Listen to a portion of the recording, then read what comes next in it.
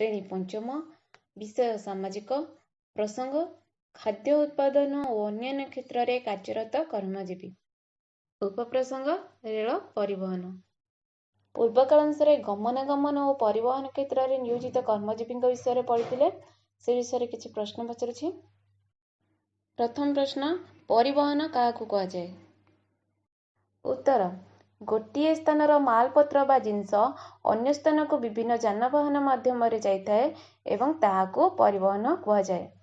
ବା ଗୋଟିଏ ସ୍ଥାନର ଜିନିଷ ବା ମାଲପତ୍ର ଅନ୍ୟ ସ୍ଥାନକୁ ବିଭିନ୍ନ ଯାନବାହନରେ ବୋହି ନେବାକୁ ପରିବହନ କୁହାଯାଏ। ଦ୍ୱିତୀୟ ପ୍ରଶ୍ନ, ବସ୍ରେ ଯାତାୟାତ ସମୟରେ କେଉଁ କର୍ମଚାରୀ କେଉଁ କର୍ମ କରନ୍ତି? ଉତ୍ତର, ଡ୍ରାଇଭରଙ୍କ କାର୍ଯ୍ୟ, ଗାଡ଼ିକୁ ଚଳାଇବା କାର୍ଯ୍ୟ, କଣ୍ଡକ୍ଟରଙ୍କର କାର୍ଯ୍ୟ ଯାତ୍ରୀଙ୍କ ଠାରୁ ବସ୍ ଭଡ଼ା ଆଦାୟ କରନ୍ତି ଏବଂ ହେଲ୍ପରଙ୍କର କାର୍ଯ୍ୟ ଯାତ୍ରୀଙ୍କ ଜିନିଷପତ୍ରକୁ ଗାଡ଼ିକୁ ଉଠାନ୍ତି ଏବଂ ଯାତ୍ରା ସମୟରେ ଆବଶ୍ୟକତା ଅନୁସାରେ ଯାତ୍ରୀଙ୍କୁ ସାହାଯ୍ୟ କରନ୍ତି। ଆଜି ଆମେ ରେଳରେ କିପରି ପରିବହନ ହୁଏ ସେ ବିଷୟରେ ପଢ଼ିବା। ତେବେ ଆଜିର ଉପପ୍ରସଙ୍ଗ ହେଉଛି ରେଳ ପରିବହନ। ଯାତାୟାତ ଓ ଜିନିଷପତ୍ର ପରିବହନ ନିମନ୍ତେ ଆମ ଦେଶରେ ସଡ଼କ ବ୍ୟବସ୍ଥା ପରି ରେଳ ବ୍ୟବସ୍ଥା ମଧ୍ୟ ଅଛି। ଆମ ଦେଶର ପ୍ରଧାନ ସହର, ବନ୍ଦର ଓ କଳକାରଖାନା ଥିବା ସହରଗୁଡ଼ିକୁ ରେଳପଥ ଦ୍ୱାରା ସଂଯୋଗ କରାଯାଇଛି। ରେଳପଥରେ ଯାତ୍ରା କରି ରେଳଗାଡ଼ି ନିର୍ଦ୍ଦିଷ୍ଟ ଷ୍ଟେସନ ଓ ପ୍ଲାଟଫର୍ମରେ ରୁହେ। ଷ୍ଟେସନର କାର୍ଯ୍ୟ ଷ୍ଟେସନ ମାଷ୍ଟର ପରିଚାଳନା କରନ୍ତି। ଏହି କାର୍ଯ୍ୟରେ ଅନ୍ୟ କର୍ମଚାରୀମାନେ ତାଙ୍କୁ ସାହାଯ୍ୟ କରନ୍ତି।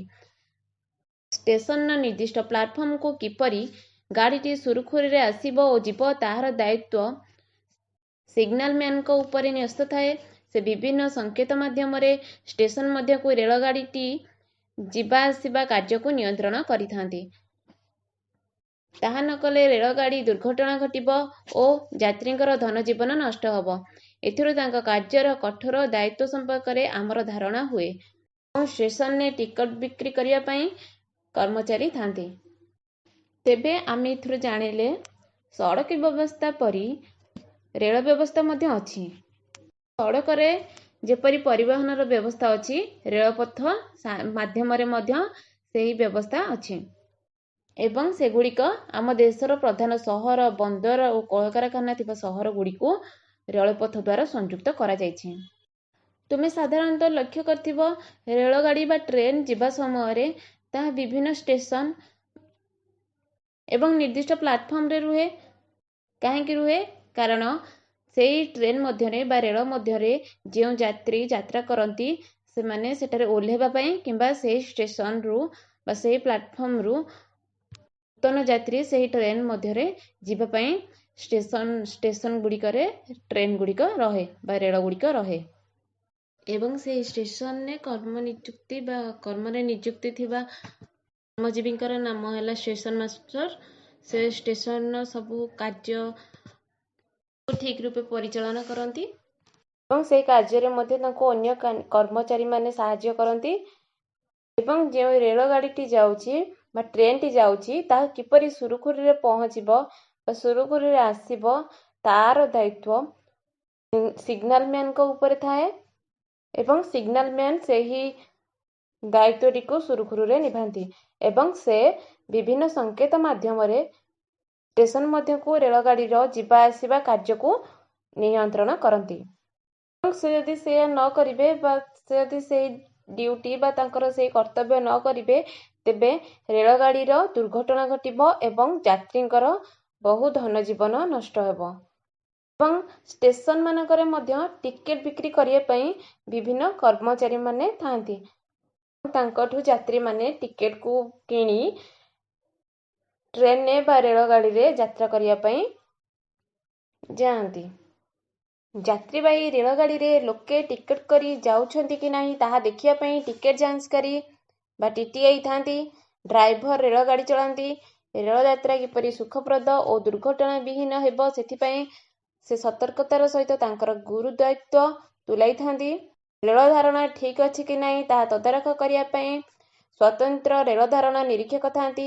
ସେହିପରି ରେଳ ସୁରକ୍ଷା ବିହୀନ ଲୋକମାନଙ୍କର ଯାତ୍ରାକାଳୀନ ସୁରକ୍ଷା ପ୍ରତି ଧ୍ୟାନ ଦେଇଥାନ୍ତି।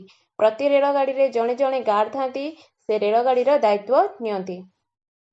आमे जानिले कि कौन स्टेशन में विभिन्न कर्मचारी माने थांती जो माने कि टिकट बिक्री करती आमे तांको टिकट किनी ट्रेन में यात्रा करिया पई आमे ट्रेन को जाई थांती से टिकट को आमे काटिचे कि नहीं कि बिना टिकट रे आमे ट्रेन में यात्रा करूचे तार जांच करिया पई विभिन्न स्टेशन गुडी करे टिकट जांच करी माने थांती टिकट जांच करी माने कहले टीटीआई से आमको आमर टिकेट मागी देखती आमे ठीक जगह ठीक जगह को जीवा पई जो टिकेट टी काटुचे ताहा ठीक अछि कि नहीं से विषय से जांच करती बा गोटे स्थान रु आउ गोटे स्थान को जीवा पई आमे जो टिकेट टी काटिचे ताहा आमे ठीक मूल्य रे काटिचे कि नहीं बा आमे बिना टिकेट रे ट्रेन में यात्रा करूचे ताहा को से जांच करती सेही परी रेल गाड़ी ड्राइवर द्वारा चालित हुए रेल यात्रा किपरि सुखप्रद और दुर्घटना विहीन हेबो सेथिपई से सतर्कतार सहित गुरु दायित्व तुलाई थांती